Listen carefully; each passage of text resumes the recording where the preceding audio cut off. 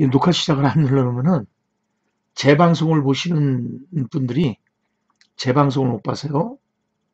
예, 다시 시작하겠습니다. 윤리와 사상은 인문학과 깊은 관계를 가지고 있습니다.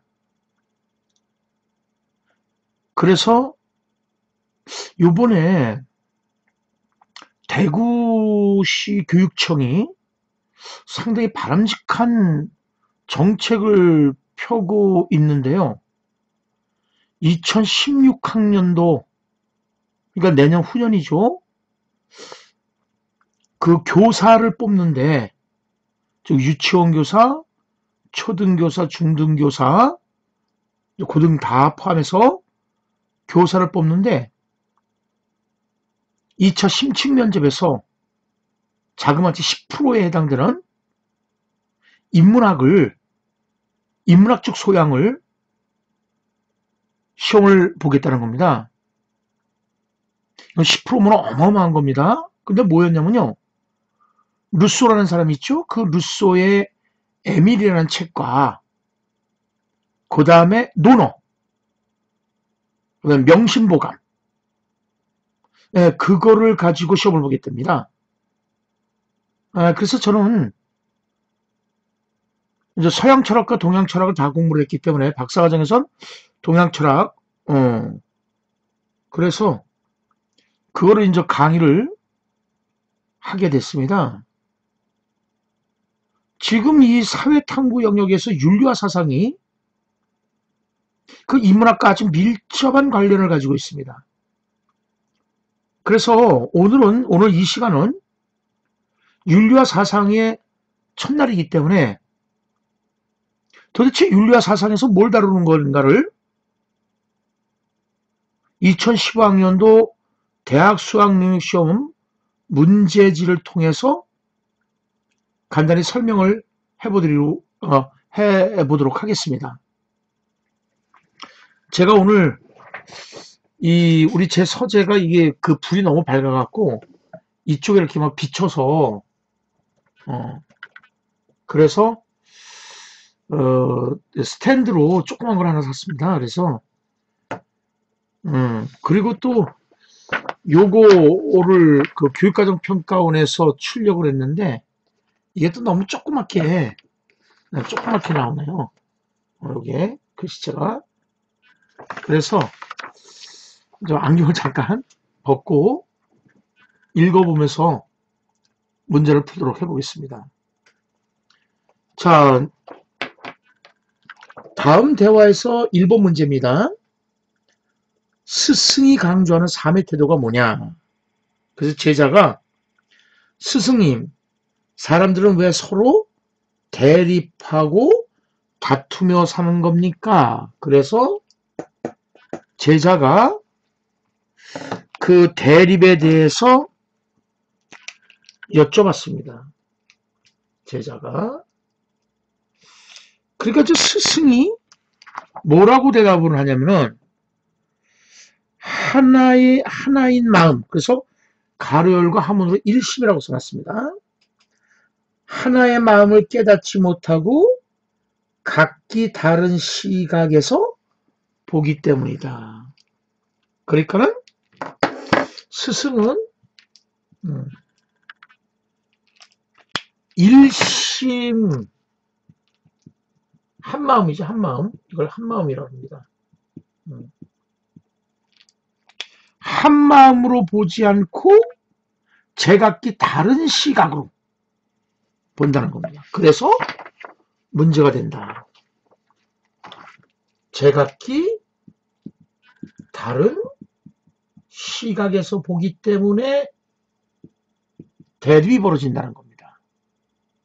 일심을 가지고 이제 대립이 안 벌어진다는 겁니다. 그러니까는 제자가 그렇다면 그것을 극복하려면 어떻게 살아야 되겠습니까? 그러니까는 지금 제자는 다시 물어보기를 이 대립 극복의 방법이 뭐냐? 이렇게 물어본 겁니다. 그러니까 이제 스승은 뭐라고 대답하면은 다양한 입장을 인정해라 이겁니다. 다양한 입장을 인정하면서 더 높은 차원에서 통합하는 화쟁 정신을 길러야 된다. 그러니까는 스승은 결국 대립을 극복하는 방법을 화쟁으로 봤습니다. 자, 이게 이제 문제가 이해를 못하면 이게 굉장히 어렵습니다. 원효는 1심 사상이죠. 예, 네라이님께서 입장을 하셨습니다. 고맙습니다. 그래서 우리가 사람들이 왜 쟁쟁거리면서 싸우느냐 이겁니다. 어렵지 않습니다. 원효의 1심 사상을 지금서부터 설명을 하니까 한번 잘 들어보도록 하십시오. 사람이 왜 싸울까요? 왜 싸울 것 같습니까? 내 맘 같지 않아. 내 맘 같으면 안 싸워. 그러니까 서로 갈등이 생기는 겁니다. 그러니까 여러분들 왜 우리가 남북한이 갈등을 갖고 있느냐 이거죠. 해피브레스 오케이. 입장 차이. 오늘은 목소리가 울립니까? 그럼 마이크를 조금 떼놓고 강의를 할게요. 입장 차이입니다. 입장 차이. 그러니까 다시 말해서 서로 다른 마음을 가지고 있는 거죠. 한 마음이 아니라 일심이 아니라 부부 일심동체라 그러죠. 부부 일심동체다. 그러니까 부부가 일심, 한 마음을 가지면은 절대 싸우질 않습니다. 근데 부부가 이심, 서로 다른 마음을 가지고 있기 때문에 싸우는 거죠. 우리가 동네에서도 사람들하고 싸울 때 왜 싸웁니까? 서로 입장이 달라요. 입장 차이. 나 잘났다는 거죠. 또 저쪽은 자기들이 잘났다는 겁니다. 그러니까 서로 이게 안 맞습니다. 그래서 대립이 벌어집니다. 그러니까 원효는 그 대립을 극복할 수 있는 가장 좋은 방법이 뭐냐? 이야기가 한 마음 가져라 이거야. 한 마음. 지금 우리가 대립을 하는 것은 이렇게 쟁쟁거리고 싸우는 대립의 이유는 서로 다른 시각으로 바라보기 때문에 그렇다는 거죠. 그럼요. 그래서 배려가 필요한 겁니다. 오늘날. 그러니까 이제 그러니까 제자가, 그렇습니까? 그러면은 그 대립을 극복할 수 있는 방법은 뭡니까? 하니까는 화쟁이다. 이렇게 얘기를 합니다. 그러면서 화쟁이라 그러면서 앞부분에서 어떤 얘기를 합니까? 이런 얘기를 한단 말이에요. 다양한 입장들을 인정해라 이겁니다. 다양한 입장들을 인정해라. 그러니까 오케이 네 입장도 맞고 네 입장도 맞고 네 입장도 맞다 이거죠. 그러면 안 싸우죠. 화쟁이라고 합니다. 화쟁. 그러면은 화쟁했을 때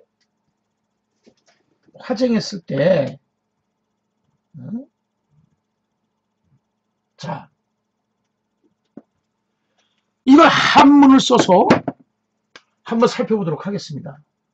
화쟁을 한문을 써서 한번 살펴보겠습니다. 화쟁. 2018학년서부터는 한문을 이제 교과서에 병기하게 되어 있습니다. 그래서 한문들을 꼭 공부하셔야 되는데, 화쟁할 때 요겁니다. 쟁은 이렇게 씁니다. 싸운다는 것인데, 자, 여기서 우리가 화라는 단어를 보죠. 화라는 단어. 화가, 요 글자가 벼화자입니다. 벼화자. 벼화자. 그리고 여기 입구자입니다. 그러니까 자, 벼 보세요. 이게 우리가 이제 쌀나무라고 그러잖아요. 쌀벼, 쌀나무. 그래서 이거 나무 목자에다가 이렇게 칼로 위에 대가리만 딱 자르는 거예요. 이게 벼화자가 되는 거야. 근데 그 벼를 먹는다는 거야, 입으로. 그러니까 우리 밥 한 번 먹자가 얼마나 좋은지 모르죠. 밥을 같이 먹는 거는요, 화합이야. 밥 먹으면서 싸우는 거 아니야. 밥 먹으면서 싸우면은 체해. 죽어. 급체하면 죽어. 그러니까는,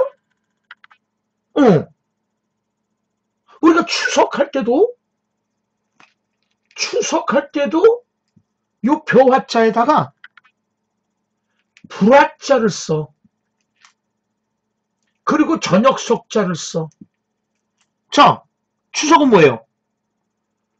벼를 베다가 불에다가 찌는 거야. 그 떡을 만드는 거죠. 근데 그것도 이제 저녁에 나눠 먹는 거야. 왜? 낮에는 전부 일터에 가잖아요.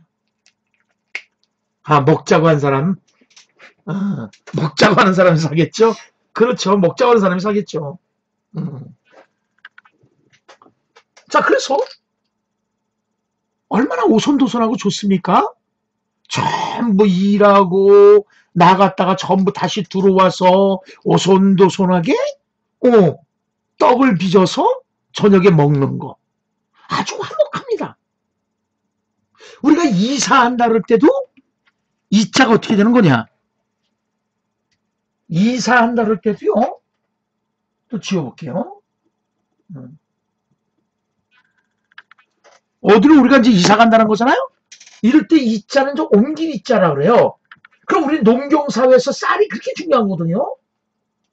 그러면 자, 어디로 옮겨가야 될 것 같아요? 당근이죠. 쌀이 많은 쪽, 이게 마늘 따자야. 한문도 잘 쓰죠? 예. 예, 화이팅님. 대화방에 참여하셨습니다. 그래서 우리가 이사 가는 거는 어디로 이사 간다? 벼가 많은 쪽으로서 이걸 옮길 이자라 그래요. 자, 그럼 다시 돌아가겠습니다. 원효의 화생사상은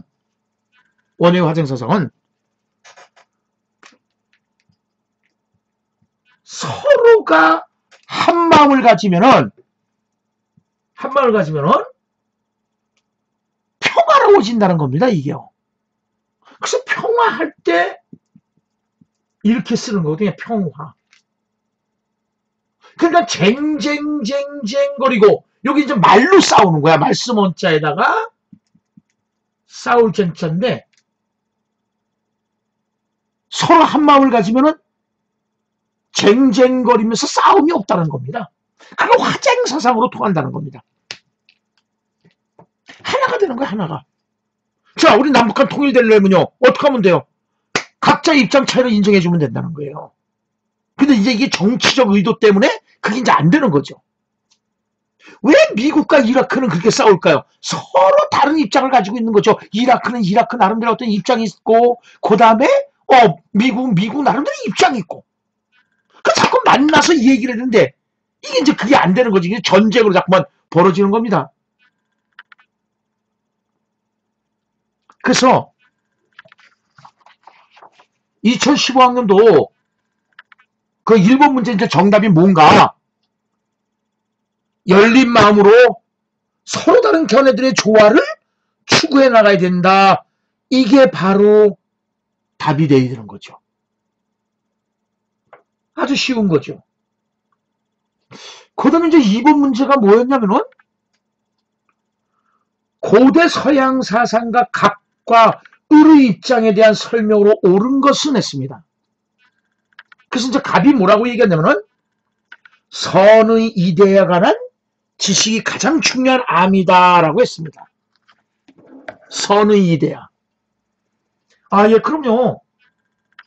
원효의 화쟁사상은, 그러니까 여러분들 이거 철학이 어려운 게 아니라고요. 그냥 철학, 그러니까 어렵다라고 자꾸만 생각을 하니까 그리고 조금 아까도 얘기했지만 이제 임용고사 시험 문제 아까 얘기했잖아요. 대구 쪽에서 논어와 명심보감 그 다음에 루소의 에밀 그걸 면접으로 시험을 본다 그러지 않습니까? 그러니까 인문학적 소양을 봐서 인성을 보겠다는 거예요. 교사들의 인성을 봐야 되겠다는 겁니다. 자, 그런데 지금 이 갑은 선의 이데아라고 얘기를 하고 있습니다. 선의 이데아. 그러니까 플라톤이라는 것을 우리는 알 수가 있는 거죠. 플라톤. 그 다음에 이제 을은 뭐라고 그래? 그래서 선의 이데아는 최고의 이데아다라는 거예요. 선의 이데아는 최고의 이데아다. 다시 말해서 이데아가 많은 종류의 이데아가 있는데 그 중에서 최고의 이데아다라고 얘기를 합니다. 최고의 이데아다. 그래서 옳고 아름다운 것들의 원인이자 주인이다 이겁니다. 그러니까 옳고 아름다운 것의 원인이 되는 겁니다. 이게 선의 이데아가. 조금 이따 얘기하겠습니다. 먼저 있고. 근데 을은 또 뭐라고 얘기하냐면은 선은 인간이 성취할 수 있는 것이어야만 한다. 인간의 모든 행위는 어떤 선을 성취하기 위해서 존재한다. 최고의 선은 행복이라고 얘기를 합니다. 최고의 선은 행복이다. 행복의 필수는 중용의 덕이다. 이렇게 얘기하는 사람은 아리스토텔레스입니다. 자, 설명드리겠습니다. 그러니까 오아이오후? 예, 국어 아니에요. 국어 아니고 사상과 윤리를 하고 있습니다. 오아이오후 반갑습니다. 고맙습니다. 방글가 무슨 뜻인가요?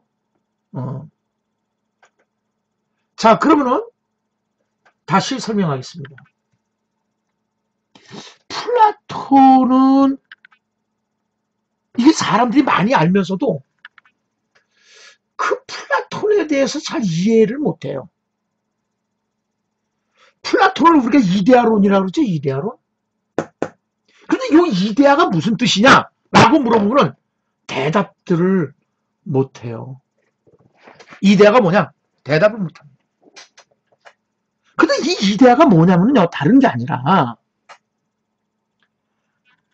소문자로 쓰면 아이디어죠. 아이디어.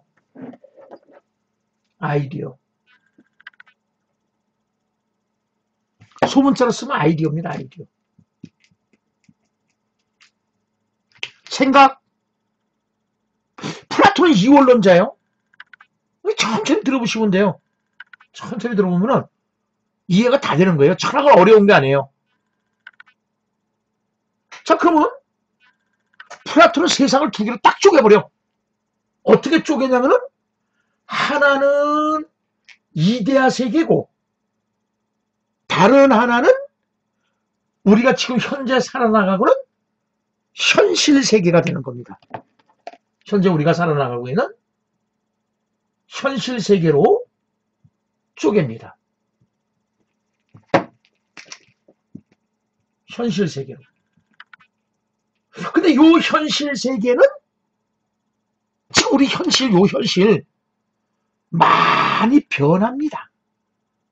그래서 변화의 세계라고도 합니다. 현실 세계는 변화의 세계다. 자, 그러면은 어디가 진짜 선의 이데아가 있는 게 여긴데 어디가 진짜 참된 세상이냐? 이데아 세상이라 그래. 즉 머릿속에 있는 세상이 진짜 참된 세상이다라고 얘기를 한단 말이에요. 이해 안 가죠? 다시 말해서 자, 여기 사과가 있어. 이거 사과야. 이거 사과. 사과. 뭐 먹을 걸 가져올 거 그랬다. 이거 사과라고 칩시다. 요게 사과가 있는데 요 눈앞에 있는 요 현실 앞에 있는 요 사과가 진짜냐 아니면은 내 머릿속에 들어가 있는 사과가 진짜냐 이겁니다. 어느 게 진짜일까요? 플라톤식으로 얘기하면 머릿속에 있는 사과가 진짜 사과다 이러는 겁니다. 이해 안 가죠? 자, 그러면 이렇게 얘기해 보겠습니다. 이 현실 세계는 변화 세계라 그랬잖아요. 변한단 말이야. 이 현실 세계는 참된 진리 세계가 아니잖아요. 변한단 말이야. 그러니까 예를 들어서 사과, 지금 현실 눈앞에 있는 이 사과, 현실에 있는 이 사과, 요건 세월이 오래 가면 갈수록 어떻게 해? 썩어 뭉개져, 없어져. 근데 내 머릿속에 들어가 있는 사과의 속성, 막 몸이 아파. 몸이 아프면서도 눈을 감고 그거 빨고소름 하면서 가운데 떡 자르면은 노로소름 하면서 새콤달콤한 그 사과. 그 사과. 그 사과는 영원히 죽을 때까지 안 없어져. 근데 우리 눈앞에 있는 이 사과는 썩어 뭉개진단 말이야. 그쵸? 그래서 참된 진리는 선에 이대하여 있다 이렇게 보는 겁니다. 근데 이 선에 이대하는 참 이게 자 보세요 여러분. 플라톤의 동굴의 비유라는 게 나옵니다. 동굴의 비유? 우리가 동굴에 사로잡혔다는 거야. 동굴에 사로잡혔는데 그러니까 동굴은 껌껌하잖아. 어둡잖아. 대단히 어둡단 말이에요. 그래서 동굴 바깥으로 이렇게 나면 빛이 막 비치잖아. 빛. 태양에서 빛이 쫙 비친단 말이야. 눈이 부셔요 안 부셔요? 눈이 부시죠. 그러니까 저 태양 아까 얘기했었죠. 요 선의 이데아가 최고의 진리가 되면서 원인이 된다 그랬잖아요. 원인. 이 세상의 모든 것을 보게 하는 원인이 뭐야? 태양이야 태양. 근데 우리는 여태까지 어떻게 돼? 동굴 속에 갇혀서 실제 우리 눈앞에 있는 것을 못 봤어. 이게 뭘 말하는 걸까요? 자, 다시 한번 얘기하지만 여러분들 인문학을 공부하는 이유는 철학을 공부하면은 사람이 지혜로워진다 그랬잖아요. 우리는 어떤 생각을 하고 있어요? 자기 생각만이 옳다라고 얘기를 해. 그 참 답답한 사람 많습니다. 그래서 자기만의 동굴 속에 사로잡혀 있어. 빨리 이 동굴을 벗어나서 저 진짜 태양을 봐야 되는데 동굴은 태양이 없는 세상입니다. 예, 네라이님 맞습니다. 동굴 밖은 태양이 있는 세상이 근데 그 태양은 모든 것을 보게끔 해주는 원인이야. 그러니까 참된 진리를 볼 수 있는 원인, 그게 선의 이데아야. 동굴 속에서는 아무것도 볼 수가 없어. 그건 죄수야. 죄수라고 얘기를 해요. 플라톤은. 그러니까 이걸 우리가 일상에 적용해 봤을 때 제발 자기 생각만 얘기하고 자기가 옳다라고 고집 피우지 말라는 거야. 다른 사람들은 전부 다 A라고 얘기하는데 지만 B라고 얘기하면서 우기는 사람들. 그 자기만의 동굴 속에 사로잡혀 있는 거죠. 참된 진리를 못 보는 사람입니다. 그래서 플라톤은 바로 동굴 속에 사로잡히는 것이 무지한 거야. 무지한 거. 쉽게 말해서 무식한 거야. 그러니까 소크라테스는 뭐라 그러는 거야? 너 꼬라지를 알아라 이런 얘기 하는 거예요. 네 꼬라지가 어떤데? 무식하잖아요.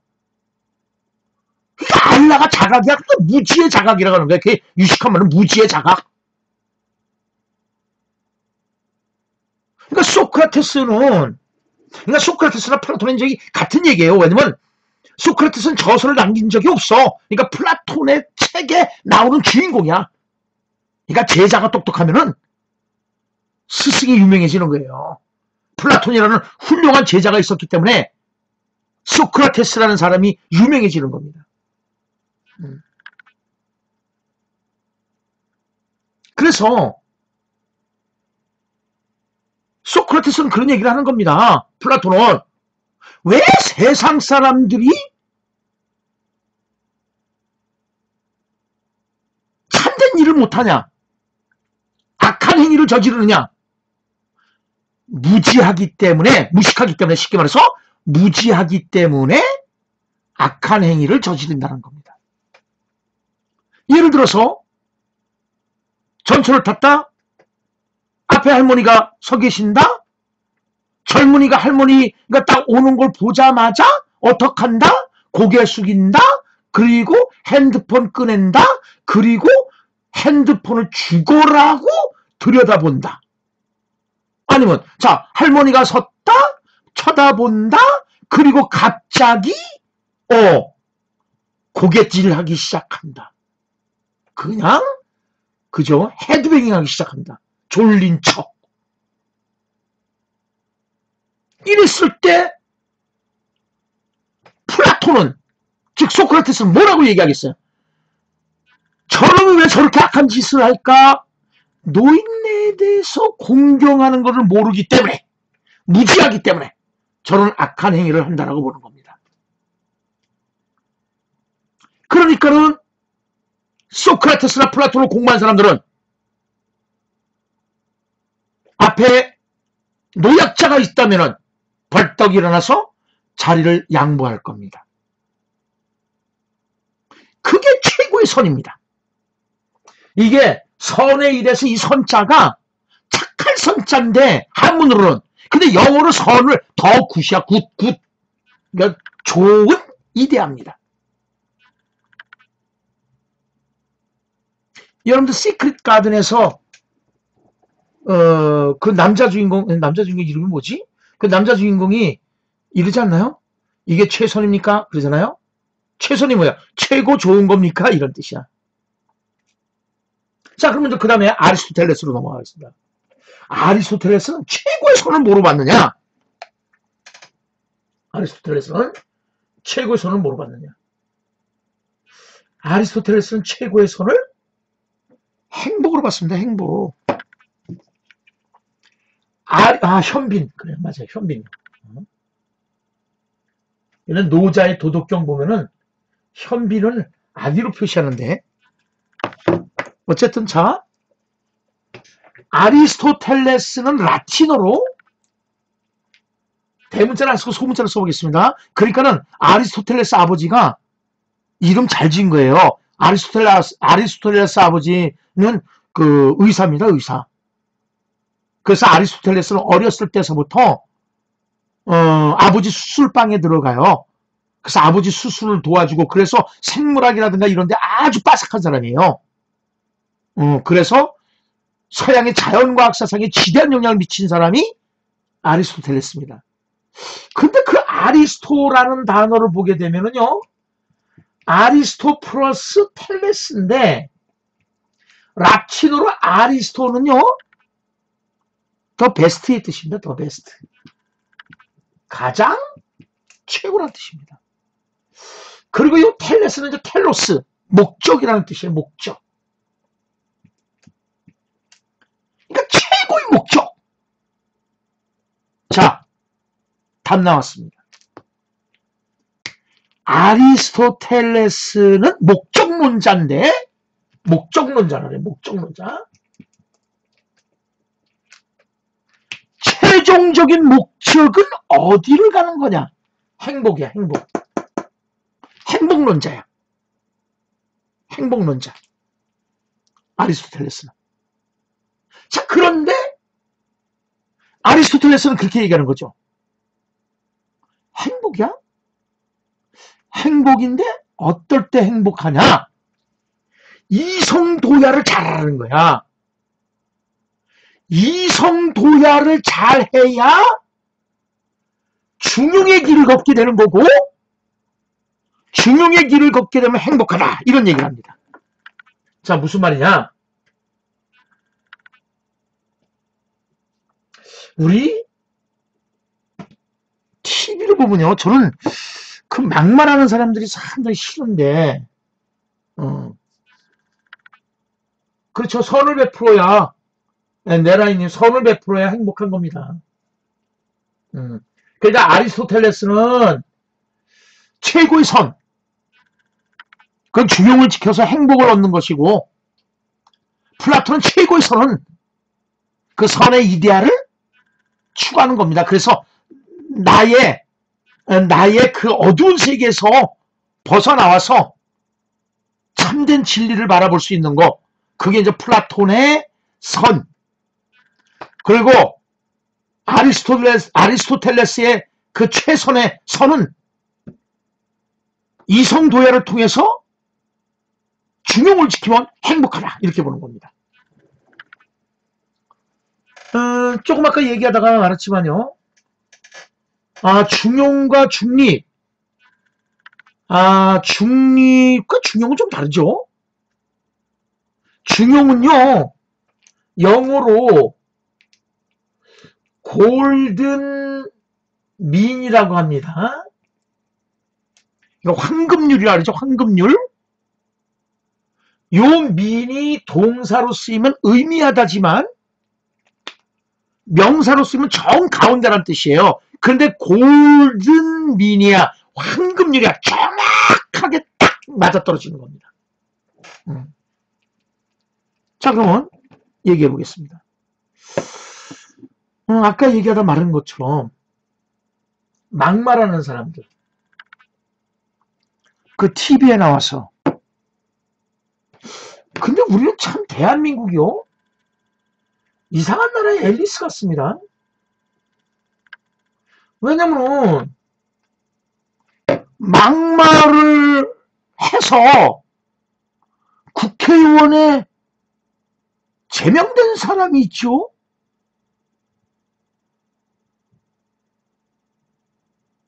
여자 아나운서가 되려면은 다 줘야 되는데, 성희롱의 발언. 근데 아주 잘 나갑니다. 아주 행복합니다. 아주 해피합니다, 그건.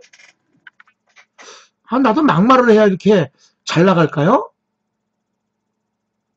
사실상 아리스토텔레스로 얘기하면 그 사람 불행해야 되는 겁니다. 근데 실제로 우리 막말에다가 우리는요, 불행해집니다. 근데 그분은 아주 독특하시죠? 한번 뵙고 싶어요. 이게 막말을 했는데도 잘 나가니까 나도 좀 배워봤으면 좋겠어. 나도 잘 나가고 싶어. 응? 그러니까 대한민국은 막말공화국이야, 이게. 응? 그 유명한 개그맨이었던 사람 막말했다가 얼마나 곤욕을 많이 치렀습니까? 근데 요새는 조금 막말이 최선이 아니죠. 그러니까 그거야. 이성을 잘 써라, 이거예요. 응? 이성을 잘 쓰게 되면은 중용을 지킨다는 건 너무 지나치지도 않고 너무 과하지도 모자르지도 않은 딱 가운데를 지켜서 행복해진다는 것이 아리스토텔레스 얘기입니다. 그러니까 자, 결론적으로 우리는 행복하기 위해서 어떻게 해야 되겠습니까? 플라톤식으로 얘기한다면은 그렇죠. 볼 수 없는 곳에서 볼 수 있는 것, 즉 동굴 안에서 동굴 바깥으로, 다시 말해서 현실 세계에서 저 이데아 세상으로 넘어가야 돼. 그러니까 세상을 살아가면은 별별 사람들 참 많습니다. 자기만의 아직 고집, 그게 최고인 양, 그래서 주변 사람들 힘들게 하고. 예, 44님. 네, 안녕하세요. 예, 다시 보기로 보십시오. 예. 그게 이제 플라톤입니다. 그 다음에 이제 아리스토텔레스는 또 정리하면은, 인간의 최종적인 궁극적인 목적은 어디냐? 목적론자야? 그럼 행복론자야. 어디에 딱? 행복을 추구하는 거야. 행복을 추구. 근데 행복을 추구하려면 어떻게 추구하면 되는 거야? 중용을 지켜라 이거예요. 너무 지나치지도 말고 너무 모자르지도 말고 그 가운데 그게 아리스토텔레스가 추구하는 바입니다. 따라서 시험 문제가 답이 뭔가를 한번 확인해 보도록 하죠. 그래서 갑은 정의의 덕을 갖춘 사람은 절대 불행해질 수 없다라고 본다. 맞지요. 갑은 플라톤이죠, 플라톤. 그러면 플라톤은 자 보세요. 이렇게 사람을 그려볼게요. 그래서 여기가 이성, 여기가 기계, 여기가 정욕입니다. 정욕. 요게 금이라고, 이걸 금이라고 보고요. 요걸 은이라고 보고요. 요걸 동으로 봐. 플라톤은. 그런데 요거에 계급이 있어. 그래서 여기는 이제 생산계급이라고 그래요. 그 다음에 여기는 군인계급이라고 그래요. 그 다음에 여기는 통치계급이라고 그래요. 그러면은 자, 통치계급이 갖춰야 될 덕이 뭐냐 이게 덕. 지혜로움을 갖춰야 된다는 겁니다. 군인은 어떤 덕을 갖춰야 되냐? 군인은 용감해야죠. 기계가 펴져야 되잖아요. 그래서 군인은 용기라는 덕을 가져야 됩니다. 그 다음에 생산계급은요. 이 정욕, 욕정을 어떻게 해야 돼요? 절제해야 된다고 봅니다. 요 세 가지 덕이 조화를 이룰 때 정의라는 덕이 나온다. 그래서 이걸 사주덕이라고 그러는데, 자 여기 보십시오. 이걸 사주덕이라고 그러는데, 욕정을, 정욕을 절제하지 못하는 사람들이 있었죠. 요즘 있는 사람들 많잖아요. 특히 군인 계급. 요새 막 군인들 이거 해피프레스 별풍선 5개 고맙습니다. 군인 계급들이 어떤 일을 하고 있습니까? 대령이 그 여군 하사 불러다 놓고 성폭행을 하고. 그러니까 그 사람은 군인 계급이 아니야. 그 사람은 따지면 어떻게 돼요? 생산 계급이야, 생산 계급. 핫바리 계급. 아유, 좋네요. 이거 끄는 게 낫겠다. 고맙습니다. 아주 좋네. 군인 계급이 아니야, 그 사람은. 자, 그래서 결국 통치자가 갖춰야 될 덕목은 지혜고, 군인이 갖춰야 될 덕목은 용기고, 생산 계급이 갖춰야 되는 절제다 이거야. 그러니까 아까 그 군인 계급은요, 은에서 동으로 뚝 떨어진 사람이야. 참. 그런데 요 세 가지가 어우러질 때, 다시 말해서 지혜의 덕, 용기의 덕, 절제의 덕이 어우러지면 정의라는 덕이 나오는 거야. 그래서 사주덕이라고 해. 이렇게 네 가지가 조화를 이룰 때 이상국가가 실현된다고 보는 겁니다. 이것이 이상국가 실현된다.